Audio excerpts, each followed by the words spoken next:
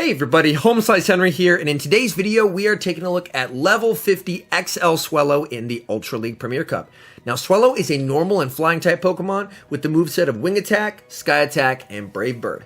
My level 50 Swellow only maxes at 2142 CP, so it's pretty underpowered in the Ultra League, so it's going to need quite a bit of help.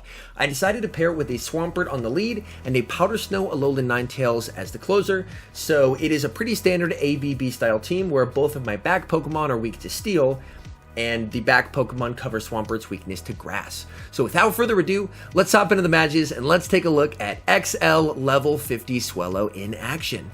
Picking up a negative lead to start, Scrafty is pretty tough for Swampert, as unfortunately Counter's going to be doing a lot more damage than Mudshot, and the bulky Scrafty can tank a Hydro Cannon, and that doesn't even do half. My goodness. I call the bait, but they do decide to foul play, and now I'm going to bring in Swellow. Swellow, of course, is hitting for super effective damage with the wing attacks, but due to its normal and flying typing, these counters are hitting for neutral, and they are really starting to add up.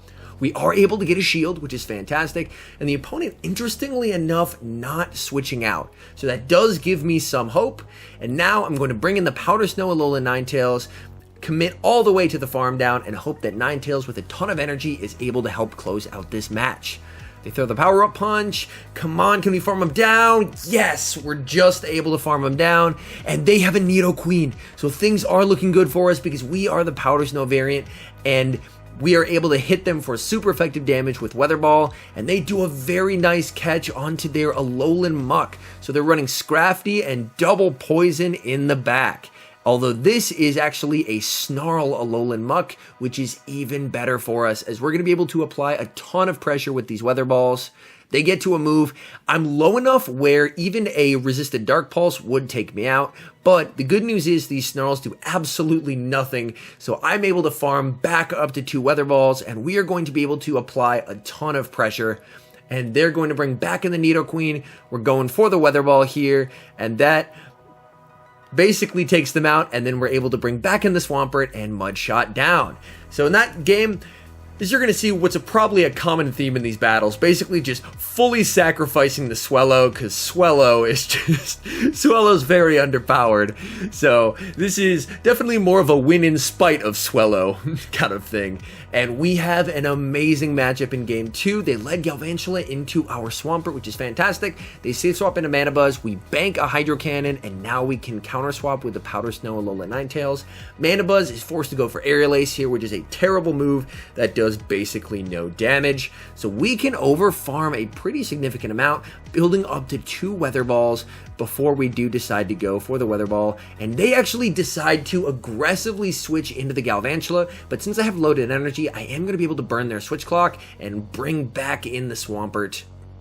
Hydro Cannon is going to be doing a nice chunk of damage here, and that plus the Mudshot is able to take them out. And they have a Venusaur in the back. And this is the perfect moment. Swellow is ready. We land the Earthquake. They're going to be able to take us out. And now he has no idea. He has no idea. We've got Mr. Swellow waiting for him in the back. And he just top lefts. Oh no. Hopping into the next match. Picking up a really nice lead. Swampert into Bronzong. Bronzong, very cool pick. They save swap into Kingdra, and I lag a whole bunch. Was trying to bank a Hydro Cannon before I switched out. Not sure I was quite able to do so because there was a bunch of lag. This is a pretty comfortable matchup for Powder Snow Alolan Ninetales because we're going to be able to get to this Dazzling Gleam. The Dragon Breaths, of course, are double resisted, and that is going to be taking care of the Kingdra. They're more than likely going to bring back in Bronzong and commit to the farm down, but the nice thing is Alolan Ninetales really outpaces Bronzong, and we should be able to get to hopefully a Weather Ball and a Dazzling Gleam, because Dazzling Gleam will be doing quite a bit more damage, and as the last Confusion goes through to take us out, we're able to hit the Dazzling Gleam, and that does a nice chunk of damage. You love to see it. They are loaded on energy, and unfortunately, because I wasn't able to store the Hydro Cannon due to lag, I now don't have it, and they're going to be able to get off these back-to-back Psyshocks, so it all depends what they have in the back here. We're building up to the 2 Hydro Cannons, which is very good, and if they decide to let this go, we'll have a Hydro Cannon to throw at whatever's in back, and it's a Shadow Machamp. So we have a flying type. Hopefully, we should be good. We're going to switch in Swellow. We just need to get to 2 Sky attacks here. But as you can see, the counters from Shadow Machamp are doing more in neutral damage than we're doing super effective damage with our wing attacks. Here's where Swellow being really underpowered is very unfortunate. We are going to be able to get to 1 Sky attack, but unfortunately here, we are going to get just countered down just before we're able to reach the second one, and Swampert 2 counters, and we're taken out. So that shows some of the limitations of Swellow. Being at 2142 CP, it's pretty underpowered for the Ultra League, even at level 50. Hopping to the next match, and again, Kingdra save switch, and Powder Snow Alola Ninetales does very, very well here. They go for another Octazooka. No debuff twice in a row. Hey, I will definitely take that, and we'll overfarm as much as possible before we throw the Dazzling Gleam to take them out. And they are going to be bringing in the Alolan Muck again, but we're able to hit a second Dazzling Gleam since we overfarmed, and this is going to be doing a nice amount of damage to that Alolan Muck. They're able to Poison Jab all the way down, and even if they hit us with a Dark Pulse doesn't hit Swampert too hard, so we can definitely tank 1, and they have Jellicent! Yes! Now, when building Swellow, the biggest thing I wanted to target was Jellicent, because nowadays, I'm sure you guys have seen, they're basically all running Bubble Beam. And being a normal type, it is going to absolutely wall Jellicent, and they are forced to throw the Bubble Beam, which, to be fair, Swellow is made of paper. Bubble Beam still does a lot of damage and lowers our attack, but locking in a normal type against Jellicent is so satisfying. You absolutely love to see it. Again, we don't have to respect the Bubble Beam here. That is totally fine. We are going to be able to get to another Sky attack here. This will be putting quite a bit of pressure. We do get the last shield, and we're going to switch out to reset our debuff. They bring back in the Poison Jab Alolan Muck. They see the writing on the wall, and they concede the match. So that was a match where, you know what? Swellow put in some good work. Bravo, Swellow. Hopping to the next match, amazing lead, and they're going to save switch into Galvantula. So it looks like they are, in fact, at a minimum double weak to Swampert, which works out really well for me. As you know what? I am definitely going to land the Hydro Cannon, bring in the Alola Ninetales, and then they lunge me. That's definitely an odd play for sure. I can survive a discharge from here, but they lunge me again. My only thinking is that maybe they wanted to do a very aggressive farm with the Stunfisk after it comes back in, but had they discharged, I probably would have been forced to shield, whereas now I'm not forced to, and I leave with a bunch of energy. Even if it's debuffed, a bunch of Weather Balls are really going to start to add up on the Stunfisk. First Weather Ball comes through, we're able to get to another one, and we're only a couple Powder Snows away from a third Weather Ball. Able to get that one off, and we connect with the third Weather Ball here, and this is going to be getting the Stunfisk into the yellow, so their aggressive farm didn't end up working out the way they were hoping. They Rock Slide to take us out, we come in with the Swampert, they should hit the Earthquake right here. Earthquake does not KO us, but will do a decent amount of damage. It does land, and the fact that they're staying in here, I am going to throw right as they reach a potential Rock Slide, just so they can't get any extra damage off, and we'll see what is in the back. And it's a Talonflame. So this trainer is triple weak to Swampert. Oh my goodness. That is a heck of a team. We are going to be going for the back-to-back Hydro Cannons just so we can get both the shields. And from here, we're going to wait a moment to make sure that the Incinerate registers on the Swampert. Now we bring in the Swellow. We have a 2-0 shield advantage. And Swellow is going to be able to connect with a Brave Bird after they get off this second Flame Charge. And that is going to be able to take out the Talonflame and to give us the win. So I get just a little bit of extra wing attack damage, and Brave Bird is going to be able to take out the Talonflame here. We are able to secure the victory, all thanks to Swellow. Alright, hopping to the next match. And we have a very cool Spice Pick on the lead in Shadow Gliscor. Fortunately, I have 2 Pokemon on my team that do exceedingly well versus Gliscor. We do have the Swampert and the Powder Snow Alolan Ninetales. One thing that does worry me, though, is Gliscor I believe it was Tho Tactical who featured it and paired it with Ferrothorn, but we're able to catch onto the Swellow. Tell me we caught the Earthquake. Yes, we catch the Earthquake. That is absolutely huge. Talonflame comes in. We are going to be going straight for the Brave Bird, trying to do maximum damage to the Talonflame. That connects. It almost one-shots. Oh my goodness. And it survives with 1 HP. They go for the Brave Bird, they connect, and they have a Ferrothorn in the back, and that's what I was worried about. I believe when Tho used it, he was using a Shadow Gliscor and Ferrothorn core, so that is unfortunate. As you can see, again, a bunch of lag, not quite able to switch out, which isn't great. But Power Whip takes us out. Powder Snow, Alolan Ninetales should do okay here. They throw after 3. This tells me that they're running Mirror Shot, which does double super effective damage, which is very, very scary to see. Now we are going to be going for Weather Ball to get the shield, and basically attempting to overfarm as much as possible, because I don't believe it's in Weather Ball range quite yet. We shield up the Mirror Shot, and now we are going to be going for another Weather Ball, hoping that this KOs, and it just doesn't. Oh no, and they get it. Can we live the Mirror Shot? We barely live it. They defer the Powder Snow onto the Gliscor. We throw the Weather Ball right away, and since we have a 2-turn fast move to their 3-turn, we should be able to win the fast move race. So an incredibly close, heart-stopping finish, but able to get the win. All right, hopping into the next match here, we have Swampert into Galvantula. Hey, you know what? I will happily take this lead. This works out pretty well for me, and we are going to be throwing the Hydro Cannon right away, almost assuredly getting a shield. Hydro Cannon, yep, they almost always shield the first one. They build up enough for an Energy Ball. I'm like, you know what?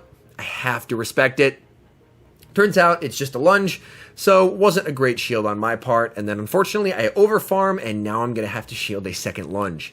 So that's not great. I should be able to connect with 2 Hydro Cannons before they reach the 3rd lunge, so we'll definitely have to see whether they decide to commit a shield or whether they end up giving up switch advantage.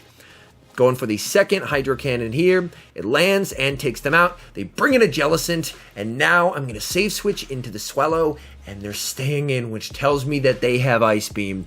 Ice Beam does connect, which is terrible, but we're able to get to the Brave Bird. Brave Bird should be doing a ton of damage to Jellicent. It lands and almost puts it in the red. Oh my.